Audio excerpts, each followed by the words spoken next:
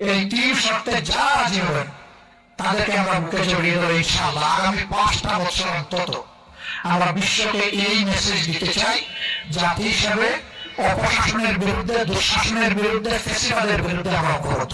আমাদের প্রথম শর্ত, যারা আমাদের সাথে আসবেন তাদেরকে ওয়াদা করতে হবে নিজে দুর্নীতি করবেন না এবং কোন দুর্নীতিবাজকে প্রশ্রয় দেবেন না। এটা নাম্বার 1। নাম্বার 2, সমাজের সর্বক্ষেত্রে ন্যায় বিচার প্রতিষ্ঠা হবে, বিচার বিভাগ স্বাধীন হবে, কেউ বিচার বিভাগের উপর কোন রাজনৈতিক হস্তক্ষেপ করতে পারবেন না। নাম্বার 3, জুলাইয়ের আকাঙ্ক্ষা অনুযায়ী যে সনদ ইতিমধ্যে তৈরি হয়েছে সেই সনদ বাস্তবায়নের সক্রিয় উদ্যোগ নিতে হবে, বিরোধিতা করতে পারবেন না।